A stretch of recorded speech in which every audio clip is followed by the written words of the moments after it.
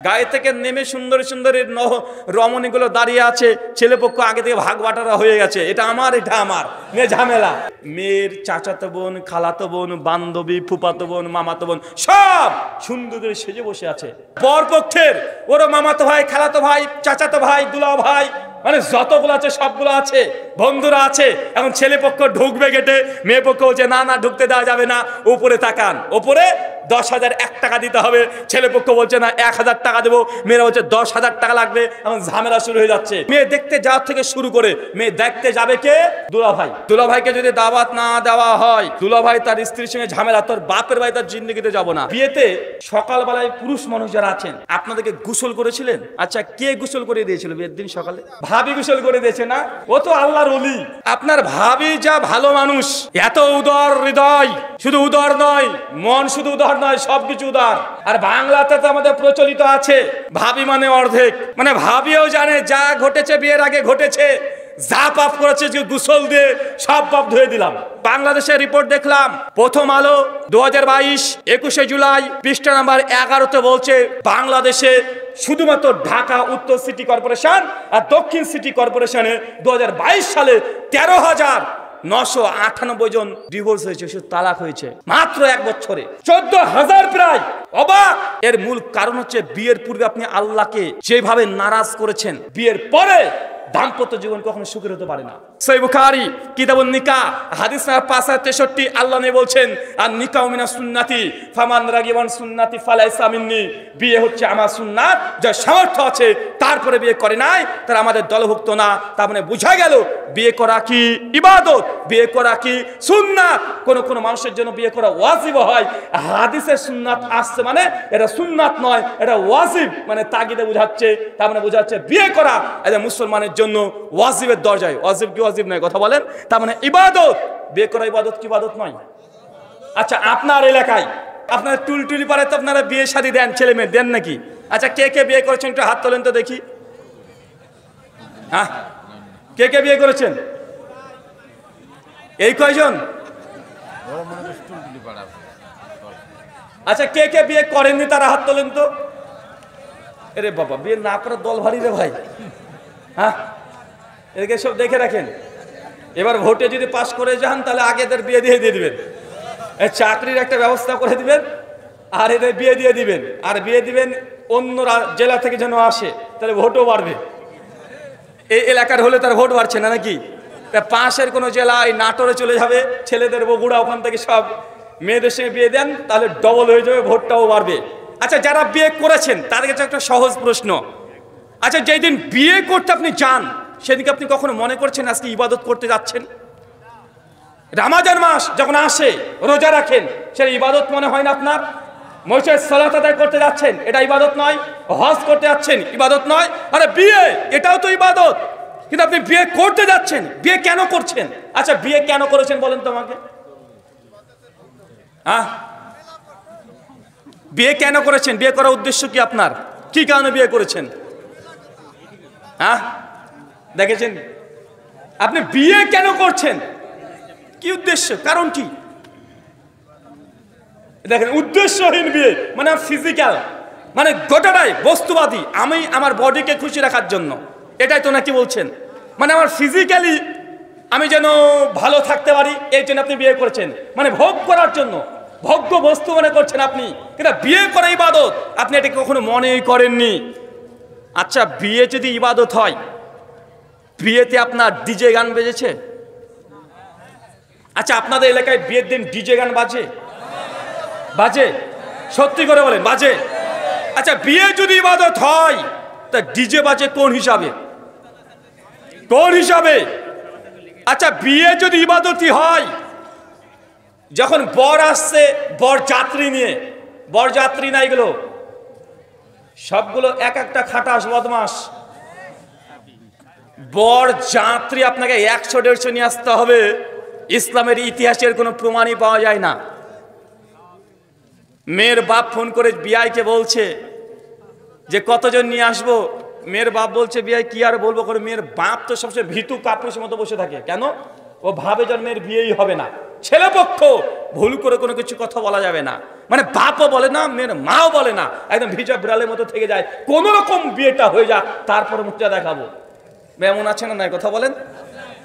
বিয়ায় যখন ফোন করে বলছে যে বিয়েতে বিয়ায় কত মানুষ নিয়ে আসবো, ছেলেপক্ষ বলছে তখন যে দেখেন আমাদের তো গোষ্ঠী অনেক বড়, আমরা তো 9 ভাই আর 5 বোন, মেয়েগুলো ছেলেগুলো সব বিয়ে দিয়ে দিয়েছি, একটা একটা করে নিয়ে আসলেও প্রায় 200 হয়ে যাবে।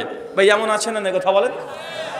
ছেলে পক্ষ মেয়ে পক্ষ বলছে যে এত তো বিয়ে পারবো না, 100 যদি হয় বলেন কি একদিন খাওয়াবেন, আরে একদিন খাওয়াবেন তাই এরকম করছেন, কেমন কি হয়ে গেল? মেয়ের বাপ বিপদে পড়ে, ও জমিকে বন্ধক দিয়ে, মেয়ের মার গহনাকে বন্ধক দিয়ে, সুদ থেকে টাকা নিয়ে অনুষ্ঠান করছে। সমাজে আছে না নাই? আছে না ভাইজান? আচ্ছা ইসলামে এই সিস্টেম আছে, বিয়ে বরযাত্রী মানে সব চাইতে এরা হচ্ছে দুর্নীতিবাজ। কারা দুর্নীতিবাজ বলেন তো ভাইজান? বরযাত্রী সব চাইতে বেশি দুর্নীতিবাজ। তারপর তো যুবকদের তরুণদের বরযাত্রী মানে ভয়ঙ্কর ব্যাপার, মানে এত বদমাস মানুষকে বরযাত্রী নিয়ে যায় এটা হিসাবে ধরে না। মানে বাড়ির সামনে চলে এসেছে মেয়ে পক্ষ, আর মেয়ে পক্ষ একটা গেট সাজিয়ে রেখে দিয়েছে, ওপরে লিখেছে শুভ বিবাহ, তারপর লিখেছে 2000 10,000 1 টাকা গেট, তারপর লাল ফিতা দিয়ে দিয়েছে, টেবিল সাজিয়েছে, দুধ মিষ্টি কত কি সব রেখে দিয়েছে। ছেলে পক্ষ নেমেছে বরযাত্রী, আর ওইদিকে মেয়ের চাচাতো বোন, খালাতো বোন, বান্ধবী, ফুপাতো বোন, মামাতো বোন সব সুন্দর করে সেজে বসে আছে। থাকে কে থাকে না? থাকে আপনাদের এলাকায় থাকে? থাকে তো। আচ্ছা এই দিক দিয়ে যুবকরা মানে বর পক্ষের ওর মামাতো ভাই, খালাতো ভাই, চাচাতো ভাই, দুলা ভাই মানে যতগুলো আছে সবগুলো আছে, বন্ধুরা আছে। এখন ছেলে পক্ষ ঢুকবে গেটে, মেয়ে পক্ষ বলছে না না ঢুকতে দেওয়া যাবে না, উপরে তাকান, উপরে 10,000 1 টাকা দিতে হবে।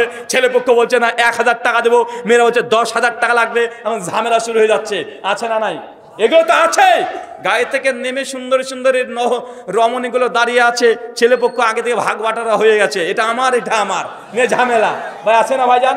মানে বিয়ে বাড়ি এটা যে ইবাদতের জায়গা, এখন দেখলে বোঝা যায় না এটা মুসলমানের বিবাহ হচ্ছে না হিন্দুদের বিবাহ হচ্ছে, মানে সেম হুবহু মিলে গেছে। হিন্দুরা যা করে মালা বদল থেকে শুরু করে, ঘটি ধরা থেকে শুরু করে, মাছ পূজা থেকে শুরু করে। ভাই মাছ পূজা না? হ্যাঁ, মাছকে সিঁদুর মিদুর দেয়, হলুদ টলুদ দেয়। হ্যাঁ, এগুলো এগুলো আপনাদের এখানে নাই? তার মানে এগুলো অনেক জায়গাতে এখনো আছে। একদম পান টান নিয়ে এসে হ্যাঁ আছে, এই দেখেন আছে, মানে এক এক জায়গায় ডিজিটাল বিয়ের অনুষ্ঠান। আরে ইসলাম বিয়ে সবচেয়ে সহজ করেছে, সবচেয়ে বিয়ে সহজ। আজকে বাংলাদেশের রিপোর্ট দেখলাম, প্রথম আলো 2022 21শে জুলাই পৃষ্ঠা নাম্বার 11তে বলছে বাংলাদেশে শুধুমাত্র ঢাকা উত্তর সিটি কর্পোরেশন আর দক্ষিণ সিটি কর্পোরেশনে 2022 সালে 13,998 জন ডিভোর্স হয়েছে, শুধু তালাক হয়েছে। কতজন? মাত্র 1 বছরে 14,000 প্রায়। অবাক! বাংলাদেশের তালাকের সংখ্যা বাড়ছে, বিশেষ করে রংপুর, ঢাকা, ওইদিকে বরিশাল, সবচেয়ে বেশি এগুলোতে বেশি তালাক বাড়ছে। কেন? কারণ কি? আমি যেটা দেখেছি এর মূল কারণ হচ্ছে বিয়ের পূর্বে আপনি আল্লাহকে যেভাবে নারাজ করেছেন, বিয়ের পূর্বে আল্লাহ সুবহানাহু ওয়া তাআলাকে যে নারাজ করেছেন, বিয়ের পরে দাম্পত্য জীবন কখনো সুখের হতে পারে না। আপনি বিয়ের আগে আল্লাহকে নারাজ করে দিয়েছেন, প্রত্যেক ধাপে ধাপে বিয়ের আপনি আল্লাহর নাফরমানি করেছেন, করেছেন না ভাইজান? একদম মেয়ে দেখতে যাওয়ার থেকে শুরু করে, মেয়ে দেখতে যাবে কে? দুলা ভাই, দুলা ভাই যায় না? কথা বলেন। দুলা ভাইকে যদি দাওয়াত না দেওয়া হয়, দুলা ভাই তার স্ত্রীর সঙ্গে ঝামেলা, তোর বাপের ভাই তার জিন্দেগিতে যাব না, আমার শালার বিয়ে হবে, আমাকে দাওয়াতই দিল না, আরে বউ দেখতে দিল না, ঝামেলা। আছে না নাই? কথা বলেন। বিয়ে দেখতে যাওয়া থেকে শুরু হয়ে যায় ইসলামের খিলাফ চলতে শুরু করা, আল্লাহর নাফরমানি করা, আল্লাহকে নারাজ করে দেওয়া। আর মেয়ে পক্ষ তো ভীত সব সময় থাকে, মেয়েটাকে সুন্দর করে সাজিয়ে দিয়ে পাড়ার মানুষের সামনে বসে দিয়েছে, ওরা দেশের মানুষ এখন মেয়েটাকে দেখছে, কেবল বলেছে যে না মেয়েটাকে আমাদের পছন্দ, ছেলে পক্ষ বলছে মেয়েটাকে আমার পছন্দ, মেয়ে পক্ষ বলছে ছেলে পছন্দ, এতটুকু হয়েছে। তারপরে সঙ্গে সঙ্গে মোবাইলের নাম্বার আদান প্রদান। আছে না নাই? আছে না ভাইজান? এখনো বিয়েই হয়নি, কিছুই হয়নি, অমনি নাম্বার আদান প্রদান হয়ে গেছে। এখন ছেলে রাত্রি 11:30 দিকে ফোন করছে, মানে ওই বাড়িতে, সঙ্গে সঙ্গে মেয়ের মা ফোন দিচ্ছে, কে? যে আমি। ও বাবা তুমি দাদা দাদা মেয়েকে দিচ্ছি গিয়ে মা মেয়েকে দিয়ে আসছে মোবাইল। আছে না নাই কথা বলে? ঘন্টার পর ঘন্টা গল্প করছে, বিয়ে ফাইনাল হয়নি এখনো, বিয়ের এক ধাপ আগায় নাই। মানে বিয়ের মানে চিন্তা যখন করছে তখন থেকে আল্লাহর সঙ্গে নাফরমানি করছে। এখন বলেন তো বিয়েতে এতগুলো নাফরমানি, আল্লাহ সে বিয়েতে বরকত দেবে? দাম্পত্য জীবন সুখকর হবে? কোশ্চেন কেন নয়। আপনার মেয়ে তার শ্বশুর বাড়িতে গিয়ে স্বামীর সঙ্গে মেলবন্ধন হবে না, শাশুড়ির সঙ্গে দ্বন্দ্ব হবে, ঝামেলা হবে, ননদের সঙ্গে চলতে পারবে না। কারণ বিয়েটাকে এনজয় মনে করেছে, বিয়েটাকে নিজের খুশি মনে করেছে, বিয়েটাকে ইবাদত মনে করে নাই। আল্লাহর সঙ্গে প্রত্যেক জায়গাতে নাফরমানি করার কারণে বিয়েতে আপনি সুখ পাবেন না। মনে হবে বিয়ে করে আমি ভুল করলাম। আচ্ছা, বিয়ে করে কে কে ভুল করেছেন মনে করেছেন হাত তুলতে পারবেন? হ্যাঁ, মানে এরকম মানুষ হাত তোলে না লজ্জাতে, যে বিয়ের আগে ভালো ছিলাম, ব্যাচেলর লাইফ এটাই ভালো ছিল, বিয়ে কেন যে করতে গেলাম। আচ্ছা, বিয়েতে সকালবেলায় পুরুষ মানুষ যারা আছেন আপনাদেরকে গোসল করেছিলেন? গোসল বুঝেন না? স্নান, হ্যাঁ গোসল করেছিলেন? আচ্ছা, কে গোসল করে দিয়েছিল বিয়ের দিন সকালে? হ্যাঁ, আমরা তো জায়গা মতো ধরি, ভাবি গোসল করে দিয়েছে না? ও তো আল্লাহর ওলি, মানে ওর মতো, মানে আপনার ভাবি যা ভালো মানুষ, এত উদার হৃদয়, শুধু উদার নয়, মন শুধু উদার নয়, সবকিছু উদার। আর বাংলাতে তো আমাদের প্রচলিত আছে ভাবি মানে অর্ধেক, আছে না ভাইজান? মানে ভাবিও জানে যা ঘটেছে বিয়ের আগে ঘটেছে, যা পাপ করেছে গোসল দিয়ে সব পাপ ধুয়ে দিলাম। ভাই এমন আছে না নাই কথা বলেন? আর সহিহ বুখারীর হাদিস 5090 নম্বর হাদিস, আল্লাহ নবী বলে দিয়েছেন ভাবির সঙ্গে দেবরের সম্পর্ক হচ্ছে মৃত্যু। কি বলেন তো ভাইজান? মৃত্যু। ভাবি আর দেবর মানে এটা মৃত্যুর সম্পর্ক। আমি তো মনে করি দেবর শব্দটাও, দেবর বলে ডাকাটাও জায়েজ নয়, দেবর শব্দটা বলাই জায়েজ নয়। একজন মুসলমান নারী তার স্বামীর ছোট ভাইকে দেবর বলাটাই আমার কাছে হারাম মনে হয়। কেন? দেবর শব্দ এটা বাংলা শব্দ নয়, দেবর শব্দ হচ্ছে সাংস্কৃতিক শব্দ। ঋগ্বেদ মণ্ডল 1 সুখ 64 শ্লোক মন্ত্র সংখ্যা 18 এর ব্যাখ্যা করেছে নিরুক্ত স্বামী দয়ানন্দ সরস্বতী তার সত্যার্থ প্রকাশের 4র্থ সমন্লাস 117 নম্বর পৃষ্ঠায় বলছে দেবর এর মানে হচ্ছে দ্বিতীয় বর। কি বলেন তো ভাইজান? হিন্দুরা মনে করে বরের ছোট ভাইকে দেবর কেন বলে? তারা এই জন্য বলে কারণ হিন্দু ধর্ম অনুযায়ী একজন নারীর যদি স্বামী আগে মারা যায় তাহলে এই নারীকে কি করতে হবে? আগের দিনে তারা করতো ওই স্বামীর সঙ্গে চিতাতে দাও দাও করে নারী যদি জ্বলে যায়, আগুন দিয়ে জ্বলে যায়, সতীদাহ প্রথা বলা হয় এটাকে। এটা হচ্ছে নারীদের বিধান। স্বামীর আগে যদি মানে স্ত্রীর আগে যদি স্বামী মারা যায়, স্ত্রীকেও ওই চিতাতে দাও দাও করে জ্বালিয়ে দিবে। আর তারা মনে করে এইভাবে যদি জ্বলে যায় স্বর্গের স্বামীর সঙ্গে দোল খেলবে। কথা বুঝতে পারলেন না? মনুষ্য সংহিতা হিন্দু ধর্মশাস্ত্র 9 অধ্যায় 381 নম্বর শ্লোক পরিষ্কারভাবে লেখা আছে বিধবাদের দ্বিতীয় বিয়ে করা জায়েজ নয়। হিন্দু ধর্ম অনুযায়ী বিধবা যারা হয়ে গেছে সে আর দ্বিতীয় বিয়ে করতে পারবে না। কি করতে হবে? একটাই রাস্তা, ওই নারী যখন নিজের স্বামীর চিতাতে একা একা একা একা চলে যাবে শোয়ার জন্য, মানে দাও দাও করে আগুন জ্বলছে আগাতে থাকবে, ওই সময় যদি তার স্বামীর ছোট ভাই এসে হাত ধরে টেনে নিয়ে চলে আসে, তার মানে এখন এই ভাইয়ের সঙ্গে তার বিয়ে হবে। এটা ছাড়া দ্বিতীয় বিয়ে করার নারীদের কোনো সুযোগ হিন্দু ধর্মশাস্ত্রে ছিল না। এর জন্য বলা হয় বরের ছোট ভাইকে দেবর। এখন আপনি বলেন ইসলামের সঙ্গে দেবর ভাবির সম্পর্ক কি? মৃত্যু।